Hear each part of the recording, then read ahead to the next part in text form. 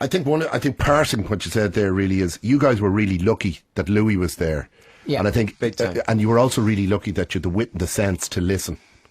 Big time. Louis always says that to us, you know, it's like, at the start, it was all about Louis, and it was a massive thing to get. Just even to get to meet Louis at the start. We got to meet him, myself and one of the lads went up and met him in the pod in Dublin. And we were going up to meet Louis Walsh, and I didn't even believe it. You know, my mum rang me and says, I got through to Louis Walsh on the phone last night. You're going to meet him tomorrow in the pod. And I was like, no way. I didn't even believe it, you know. So we went in anyway. So Did your mother organise it? My mother rang Louis at the very beginning and basically got... I love She used to go out with Louis back in the early days. Basically, yeah. He was doing her a favour. Yeah, she was from the same town as him in Mayo. So anyway, I love the mothers. Oh, they're great. No, I'm still giving her commission off the back of it. But she, for years, like, you know, but she was ringing him for about a year. Eventually got him anyway. And we met up in the pub. But I was looking forward to seeing this fella like Louis Walsh. He must have leather jackets, long hair. I just had this image of him. Curly hair. And then Elizabeth would come in, hey, I knew he, come on in. Come on. And we were like, oh my God, I just didn't see anything like it at all. But came in, and I suppose that was it. The rest is history then, you know. Okay, the mothers are very important. My mother used to, Lord Lester, so she used to ring up after, I did some shit programmes in my time, did some television that were crap. Most of them nowadays are pretty good, but in the early days they were crap. And she'd ring up afterwards and she'd go, I'd just like to say I thought Gerry Ryan was terrific on Secrets tonight, really, really terrific. She'd stay all night long. I remember Secrets, yeah, I remember that, yeah. Yeah, it was crap. Is that what you're going to say? No, you said that, not me. Caroline, good morning. Good morning, how are you? Okay, your question for the boys. I just was wondering, I said, you always preach about how well you get on together and you're like four brothers, but has there ever been a time that there's been a huge fight within the band between any of you and you thought that this is it, the end of a friendship or possibly the band?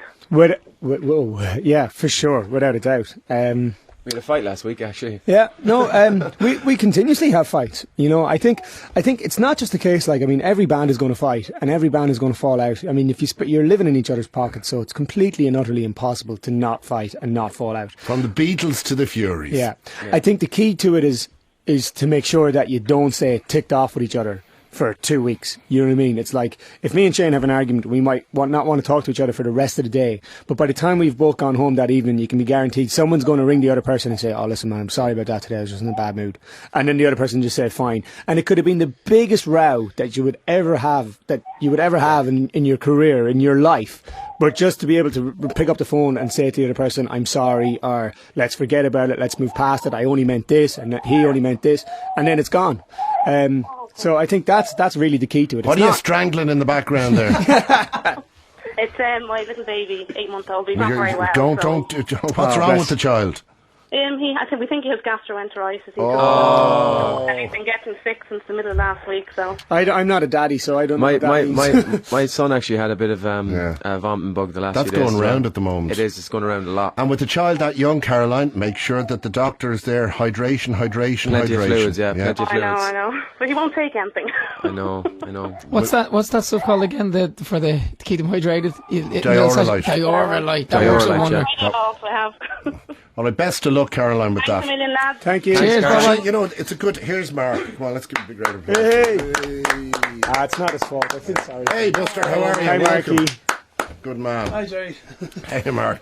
Fair play to him now. He drove himself in his electric car. I broke well all done. the rules as well together. Good. Well, you're very welcome. You were driving on the speed limit and very safe. Did you do? How many bus lanes did you go down coming through Dublin? All of them. At least he's honest. Okay, get in close to the mic there. And Yeah, I can't get in trouble now, can I? no, you can't. No, You have to catch on the You've spot. already gone through the bus and it's grand. we're talking about how do you manage to keep it together, you know, when you're in such a tight-knit community like a band or a group. That was Caroline's question.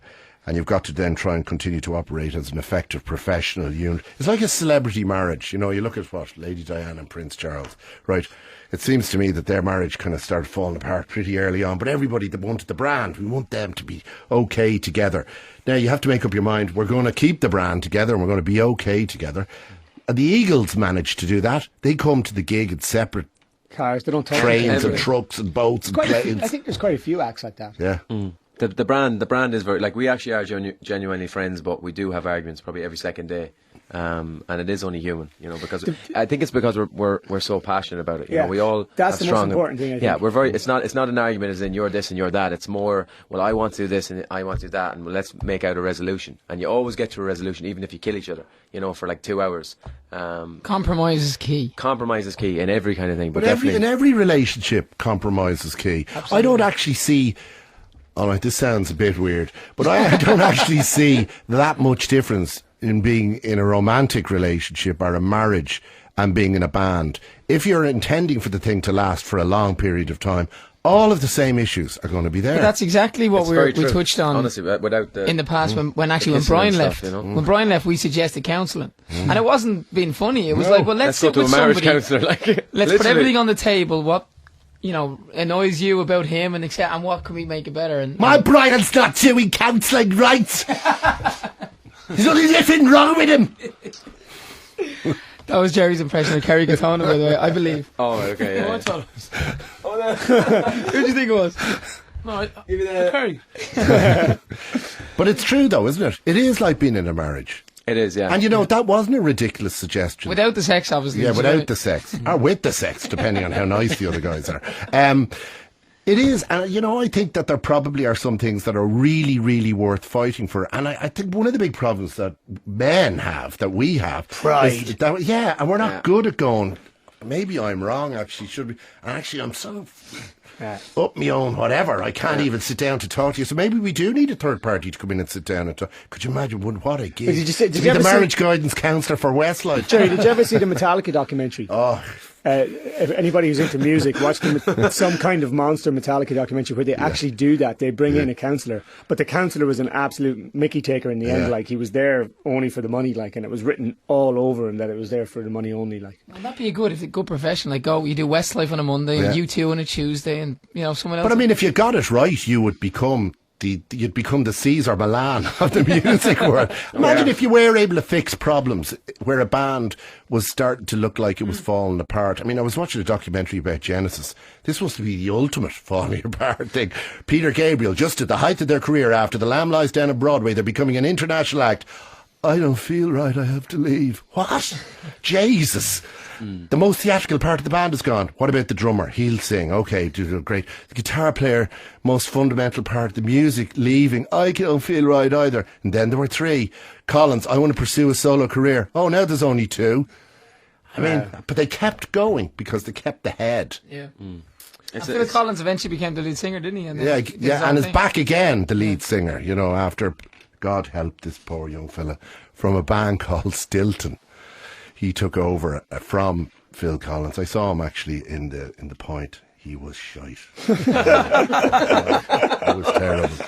It was terrible. You know, when you're seeing, this is one of my favourite bands, and I'm going, great, they're going to do The Colony of Slipperman from The Lamb. Jesus, it never sounded like that. I could sing it better than that.